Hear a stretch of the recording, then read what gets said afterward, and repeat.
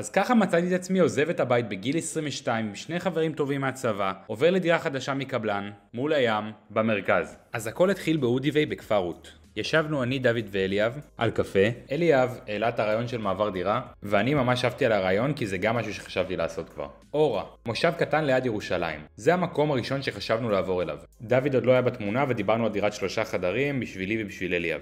אליאב מלצר באותה תקופה והיה בשלבים ראשונים של פתיחת עסק להכוונת חיילים. ואני הייתי בשיא שלי ביוטיוב. מי שהתחלנו לדבר על המעבר דירה, עברו כמה דקות, ודוד, שחשבנו שיהיה עקשן ולא כל כך התחבר לרעיון, גם הוא רצה להצטרף למעבר. באמת כולנו עפנו על הרעיון, ולקחנו אותו סופר ברצינות. עוד באותה פגישה כבר התחלנו לחפש דירות להשכרה. הסתכלנו על דירות ולא באמת ידענו כמה זה יעלה לנו. רצינו דירה יחסית זולה, עד 6,000 שקל, מרועטת, קרובה לים, לא במרכז עצמו אלא באיזה יישוב או מושב. ואחרי מעט חיפושים באופן יחסי הגענו לדירה במושב צלפון, שחשבנו שתהיה התאמה מושלמת עבורנו. רצינו לסגור שם, אבל איכשהו היינו תלויים במדינה. בעלת הדירה הייתה אמורה לעבור לטבריה להתנדב עם ילדים מפונים, כמורה. אך משום מה התוכנית התברברה ובסוף לא קרתה, ולכן היא נשארה בדירתה. לאחר מחשבה נוספת, החלטנו שאנחנו רוצים לשכור דירה באזור עמק חפר. התחלנו לסרוק את כל האזור בחיפוש אחרי דירות, והעלינו את התקציב שלנו. הוא לא ממש היה מוגדר, אבל הוא כבר לא היה באזור ה-6,000. כבר דיברנו על אזור ה-7,000-8,000 שקל. ראינו כ5 דירות באזור, ובסוף החלטנו ללכת על דירה בבורגטה. זה יישוב קטן ושקט שבמחשבה ראשונית היה נראה לנו מושלם. וגם בעלת הבית הייתה פשוט מקסימה. אבל משהו שם פשוט לא היה שלם. הבית שם היה פשוט סגור, לא היה לו מרחב פתוח לנשימה, והיו בו הרבה יתושים. הרגשנו שאנחנו לא יכולים לסגור שם, ולא היינו מספיק שלמים עם עצמנו. לאחר שכבר סיכמנו שנסגור חוזה, היינו צריכים לבטל. רגע שהיה לנו מאוד קשה. המשכנו את החיפושים עד שמצאנו דירה בנתניה. או יותר נכון, אבא שלי מצא אותה. אבא שלי דיבר עם מתווכים שהוא מכיר בנתניה, ומצא לנו דירה מטורפת. אבל המחיר שלה היה פשוט הזוי, לא ציפינו לשלם כל כך הרבה כסף על דירה. המחיר המבוקש היה 9,000 שקל, ואמרנו, זה הרבה מעבר לגבול היכולת שלנו. תכלס, עפתי על הדירה, אבל הרגשתי שזה לא משהו שנוכל באמת להביא לידי ביטוי במציאות. אחרי מחשבה עם ההורים ועם עצמי, הרגשתי שזה המקום שמתאים לי לגור בו. דיברתי עם דוד ואליאב, והייתי במסע שכנועים שלם. בעצם באיזשהו מקום ניסיתי להבין האם זה משהו שבאמת יכול להתאפשר. אליאב התייעץ עם המשפחה ודוד עם ההורים, ובסוף שניהם הבינו שזה משהו שיכול להתאים להם. יכול להיות שזה לא מושלם, אבל זה הכי קרוב לזה. בכל אופן, בסוף עשינו סקר שוק ומצאנו דירה שהיא יותר טובה לטעמי, במחיר זול יותר, עם בעלת דירה שהתחברנו אליה, באותו פרויקט שהייתה הדירה הקודמת, והחלטנו לסגור איתה. אז סגרנו חוזה לשנה, אני, דוד ואליאב, בדירה שלעולם לא הייתי מדמיין שאגור בה. אז התחלנו את המעבר בראשון לספטמבר 2024, ופשוט לא האמנו כמה עבודה יש. החלטנו שאנחנו לא קונים שום דבר לדירה, כי התקציב שלנו באמת לא היה קיים לז'אנר הזה, וחיפשנו תרומות. העלינו פוסט וקיבלנו מאוד תגובות. כל מיני אנשים, חלקם היו מאוד נחמדים ובאמת רצו לעזור לנו, וחלקם פשוט אמרו, טוב, יש לי פה הזדמנות להעיף משהו מהבית. הצלחנו לארגן כמות פסיכית של דברים, ברמה שחלק מהדברים קיבלנו באמת חדשים. הדבר הכי מטורף שלנו במעבר זו ויקי, שקנתה לנו פינת אוכל חדשה מהכסף האישי שלה. באמת שהופתעתי כל פעם מחדש מכמה טוב יש בעם שלנו. אנשים נתנו לנו מקרר, מיטות, ארונות, מדיח, כל מה שצריך. ובאמת שיצא לנו בית לתפארת. אז בהתחלה הכל היה נראה ורוד, חשבנו שהולך להיות מאוד קל, בית חדש, אנשים חדשים, אווירה חדשה, ים, קיץ, כל מה שיכל לעבוד טוב, עבד טוב.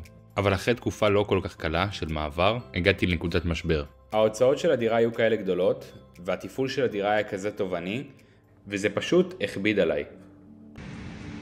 אז החלטתי ללכת לים כדי לשבת ולחשוב עם עצמי באיזה מצב כלכלי אני נמצא. עשיתי חישובים, וגיליתי שכדי לחיות בעצם, רק לקום בבוקר, לאכול, לשתות, לשלם שכר דירה, בלי יותר מדי, כאילו מים, חשמל גם לא בהכרח נכנסים בזה. אני צריך להכניס 6,100 שקל בחודש. סכום הזוי פשוט. לא תיארתי לעצמי שאני אגיע לדבר כזה. זה המציאות שלי. וזהו, אני צריך להכניס 6,100 שקל כל חודש, שכרגע אין לי עבודה. אין לי הכנסה, וזה אני צריך לעמוד, זה מה שלקחתי על עצמי. פשוט הזוי. ואני עוד חושב לעצמי איך אני יוצא לחופש כלכלי. זה סכום שנראה זעום לכאורה, אבל זה סכום עצום. כאילו, אני לא בשלב שיש לי עוד שום דבר, שום מערכת בנויה בחיים. הרגע התחלתי את החיים שלי תכלס. וזהו, וזה הסכום שאני צריך להכניס כל חודש. רק כדי לסגור את החודש. מטורף. כאילו, מחשבות כאלה עוד לא היו לי. וזהו, צריך למצוא דרך להכניס 6,100 שקל בחודש. רק כדי להתקיים, אבל אני לא מחפש רק להתקיים, אני מחפש להתפתח ואני מחפש למצוא לעצמי כסף שאני אוכל בעצם לחיות ממנו. אין שום מצב בעולם שאני יכול להכניס 6,100 שקל כל חודש כרגע עם איך שאני חי. כאילו, אני לא מייצר שום ערך לאנשים אחרים, אז אין לי שום סיבה לקבל כסף. נכון, אין לי שום סיבה שמישהו ייתן לי כסף. וזהו, בדרך הזאת, לא רק שאני לא אגיע לחופש כלכלי, אני אגיע לחובות גדולים בבנק. וזהו, הגיע הזמן לעזוב את הים שאני נמצא בו. ככה אני אראה לכם אותו קצת. וללכת ולייצר ערך לאנשים. אז הבנתי שאני צריך להכניס כסף, והתחלתי לחפש עבודה.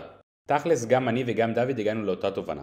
הלכנו לחפש עבודה יחד, ובהתחלה חיפשנו עבודות בכל מיני חנויות של בגדים. אמרנו לעצמנו, מקום עם לא יותר מדי ביבולי מוח, שכר שעתי סביר, מקום שנוכל גם להתעסק בו בעבודה שלנו וגם לעבוד תוך כדי. מאוד מהר הבנו שזה לא משהו שהוא באמת בר ביצוע. אין מצב שנוכל לעבוד בלערוך תוך כדי שאנחנו נמצאים בחנות בגדים, עובדים כמוכרנים.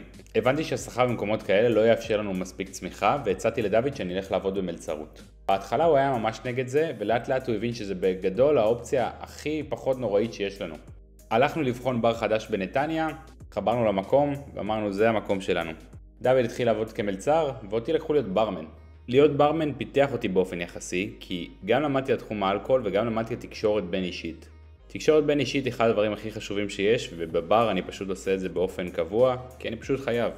וזה הצד החיובי שמצאתי בעבודה הזמנית הזאת, שכרגע לא נותן לי תחושת סיפוק.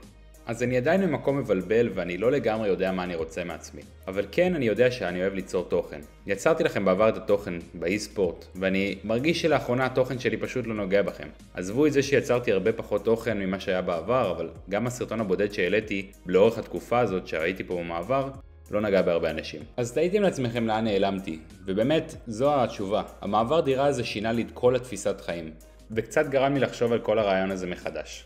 אז אני עדיין רוצה להמשיך להוציא תוכן, אבל אני לא בטוח שאני אוכל להמשיך להוציא תוכן בתחום האי-ספורט.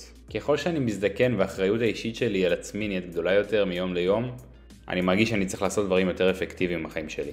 אני מאוד אוהב את תחום הגיימינג, וזה לא מה שאני הולך להפסיק להתעסק בו. פשוט אני מבין שזה לא הזמן הנכון בשבילי בחיים כדי לעשות את זה.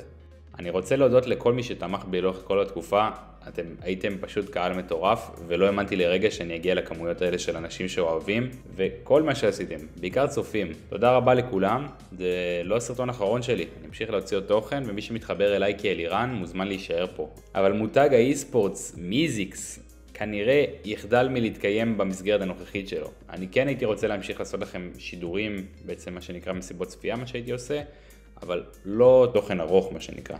במעבר הדירה הזה הבנתי שאנחנו לא מתכננים הכל בחיים, וגם אם אנחנו מתכננים משהו, לא בטוח שהוא יצא לפי מה שתכננו. ככה שאני לא באמת יודע אם אני אמשיך לייצר תוכן בעולם האי-ספורטס או שלא. פשוט כרגע כלכלית אני לא יכול לעשות את זה. אם היה לי כסף בלי הגבלה, יכול להיות שהייתי עושה את זה, אבל כיום אני יודע שאני לא יכול לאפשר לעצמי לעשות את זה.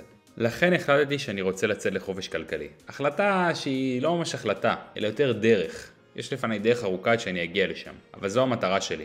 אני רוצה להיות מסוגל להחליט מה לעשות עם החיים שלי בלי להסתכל על כסף. בסוף אני פה כדי למלא את הייעוד שלי ולא בשביל לשחק משחקים. והחלטתי לתעד את המסע שלי. אתם מוזמנים להצטרף. במסע שלי אני אהיה הכי כנה שאני יכול. אני אדבר איתכם על מה אני עושה כדי להתקדם לחופש האישי שלי, על התפתחות האישית שלי. אשמח שתצטרפו אליי, אני בטוח שאם אהבתם את התוכן שלי עד היום, תמשיכו לאהוב את התוכן שלי. זה לא שאני הולך להוריד מהאיכות שלו, הולך להישאר באיכות גבוהה. אוהב אתכם המון ויאללה בואו תצטרפו אליי למסע.